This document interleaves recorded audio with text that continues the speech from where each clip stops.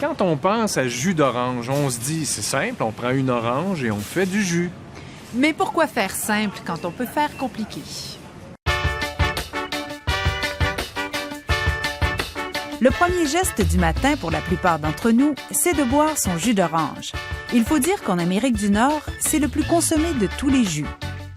Rien n'égale un bon jus d'orange fraîchement pressé, mais rares sont ceux qui prennent le temps de le faire, d'où la grande popularité et la diversité des jus d'orange offerts en épicerie. Vrai jus d'orange, 100% pur fait de non concentré, jus fait de concentré, réfrigéré, congelé, tablette, boisson à l'orange, avec ou sans pulpe, additionné de calcium, de vitamine D ou d'oméga 3, à faible teneur en acide, etc.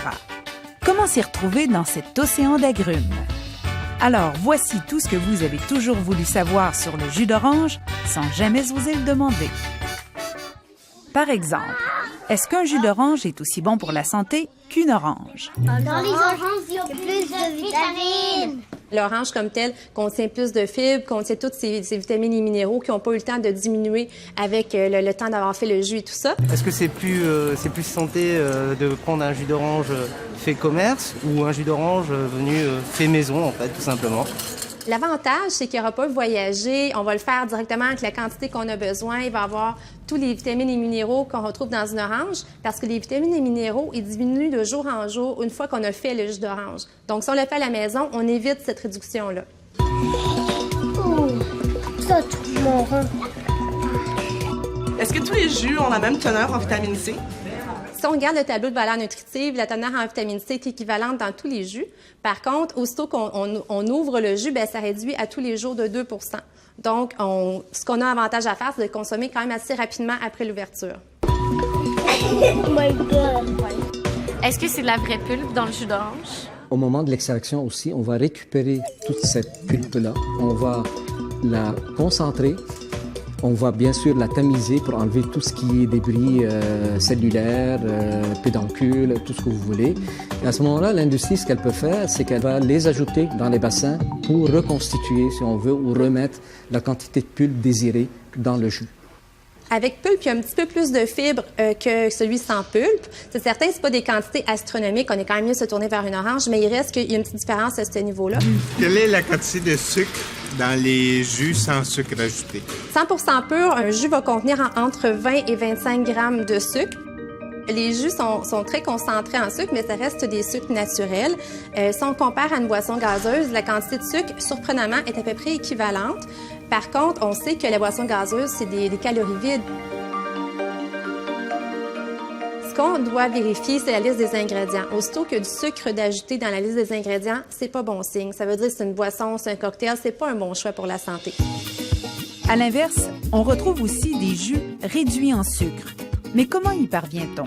Celui-ci, là, on nous parle de 50% moins de sucre que le jus d'orange. Ça, c'est pas un jus 100%. Ça, c'est un mélange. D'ailleurs, il y a déjà eu un brevet sur ça pour Tropicana. Là, ce qu'ils ont fait, c'est qu'au fond, ils ont mis à peu près 50% de jus d'orange et ils ont rajouté de l'eau. En plus, ils ont sucré avec du stevia.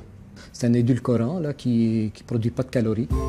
Très populaire dans les années 60-70, le jus concentré congelé est en perte de vitesse. Aujourd'hui, c'est la version réfrigérée qui détient la palme.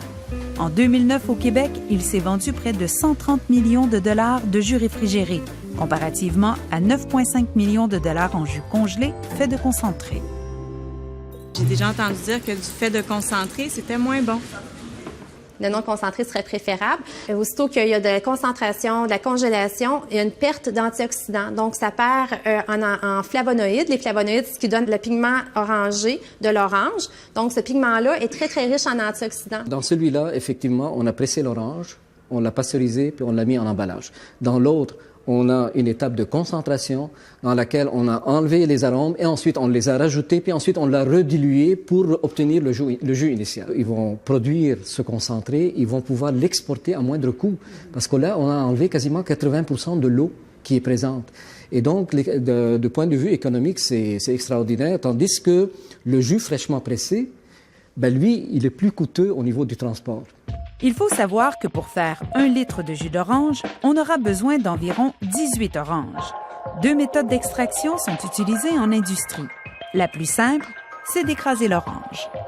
On a mis l'orange dans la forme et là on a pesé fort et là le jus tombé dans le trou. La force d'extraction fait en sorte qu'il y a des composés de l'écorce aussi qui sont extraits. Donc ces composés aromatiques vont enrichir le jus de ce qu'on appelle ce goût agrume, ce qu'on ne va pas avoir lorsqu'on fait l'extraction du jus à la maison.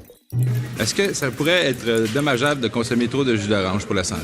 Oui, bien en fait, le jus d'orange, c'est un jus qui est très acide. Donc, pour les gens qui souffrent d'acidité gastrique, c'est pas nécessairement l'idéal. Par contre, maintenant, sur le marché, il existe des jus faibles en acide. On retrouve sur le marché des jus avec additifs, des vitamines A, D. Est-ce que c'est meilleur ou c'est pas nécessaire carrément? Dépendamment de nos besoins, il y a différents types de jus qui peuvent être intéressants. Si on pense par exemple à quelqu'un qui n'aime pas les produits laitiers, qui ne boit pas de lait, qui souffre d'ostéoporose, bien, un jus qui est enrichi en calcium et en vitamine D, ça peut être un bon choix. Si on pense à quelqu'un qui n'aime pas le poisson ou qui en mange vraiment pas beaucoup, bien, un jus qui est enrichi en oméga 3 peut être une bonne solution. Alors finalement, quels seraient nos meilleurs choix pour notre jus d'orange du matin? Si on regarde le jus fraîchement pressé à la maison, si on regarde le jus fraîchement pressé en industrie, ils sont très similaires. Mais encore une fois, il va y avoir plus de vitamines et minéraux présents dans le jus fraîchement pressé. Donc l'orange, c'est l'idéal. Fraîchement pressé à la maison, deuxième meilleur choix, si on peut dire. Et en troisième lieu, le jus fraîchement pressé en industrie.